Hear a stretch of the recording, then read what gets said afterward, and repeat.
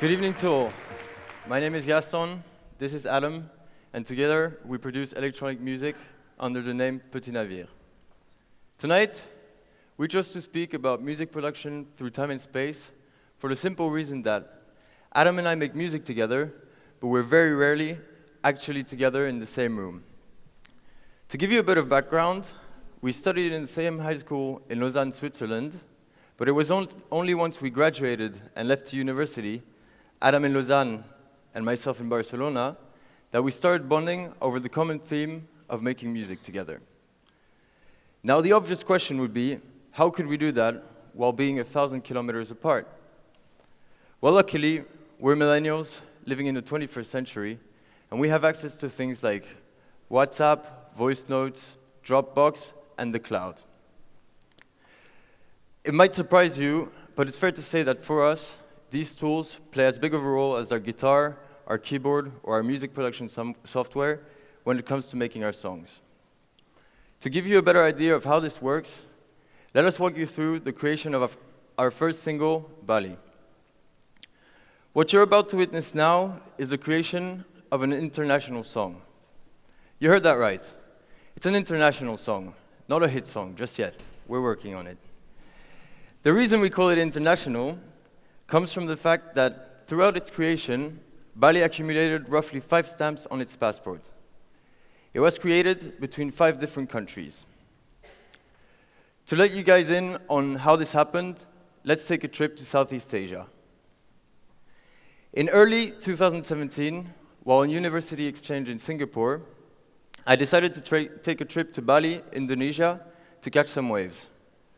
But most importantly, I started working on a new song. At first, I created a pluck. What we call a pluck is basically a synthesizer sound that has a strong attack or a hit at the beginning of each note. This is what it sounded like.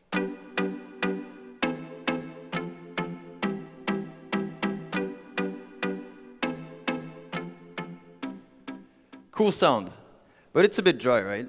So I added some chords and strings to make it a little smoother, and a bass line to give it more body.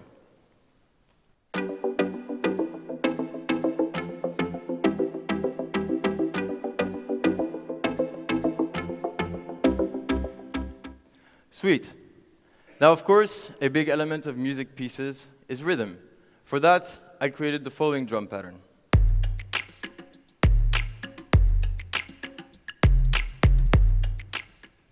Let's have a listen with the rest.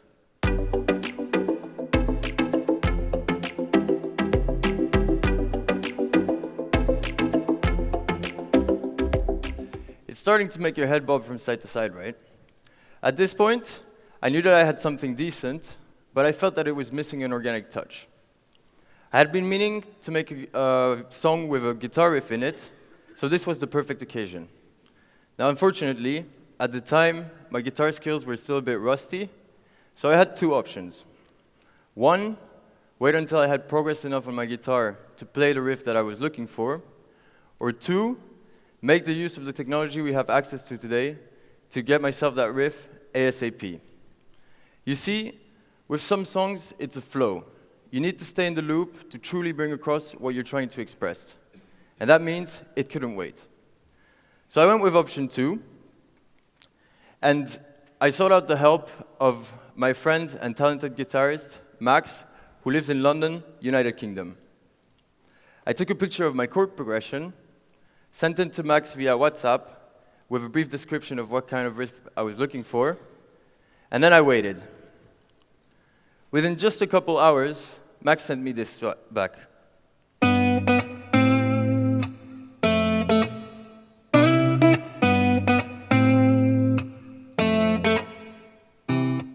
Pretty cool. Let's have a listen with all the other elements.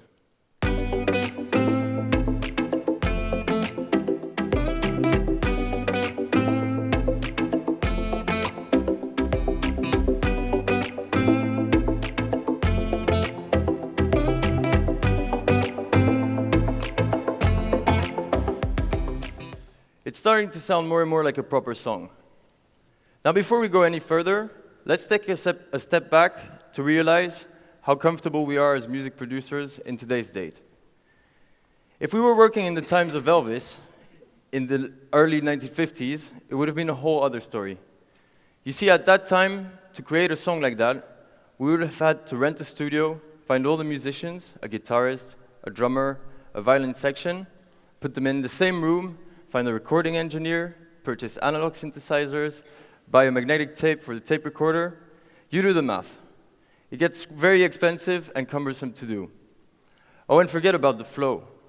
By the time we had flown in everyone, we'd probably be working on a completely different song.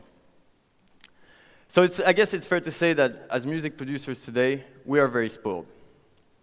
So, now that I had a good backbone for the track, and it was time to head back to Singapore, I continued working on the structures of the song, adding some extra elements, effects, etc. But what would a good pop song be without some catchy lyrics?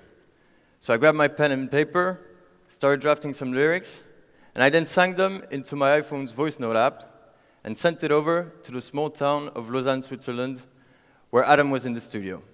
It sounded something like this.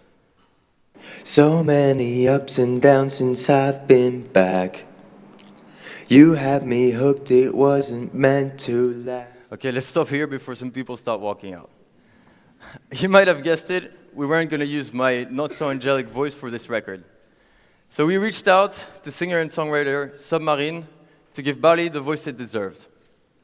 From there on, the creation of the songwriting process and the creation of what we call the top line, which basically means the vocals, the lyrics, and the vocal melody, was a real serious international negotiation. What I mean by that is that we were in constant dialogue between Adam and Submarine in Lausanne and myself in Singapore, correcting lyrics, making sure the singing was the way we wanted it to be, suggesting vocal melodies, etc. At the end of this process, we ended up with a 3-minute-long track ready to record Submarine's voice. I flew back to Switzerland at the end of my exchange, and we all headed to the studio to record the final vocals. Bali was then sent to a mixing engineer in Paris and a mastering engineer in London, United Kingdom. To clarify, mixing basically means finding the best balance between the individual elements of a track, and mastering consists in putting the final polish to the overall track. Now, after all this hard work and traveling, we hoped to sign the song to a record label. As it turns out, it ended up in this very country, where it was signed to Lost Frequencies record label, Found Frequencies, and released for the world to hear. Here's the final result.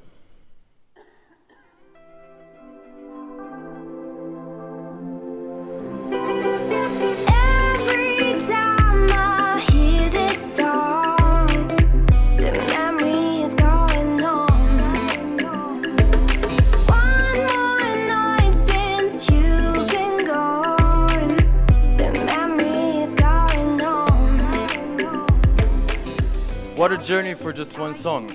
And to think that all this was made possible with just 2 laptops, 1 guitar, a microphone, and the internet.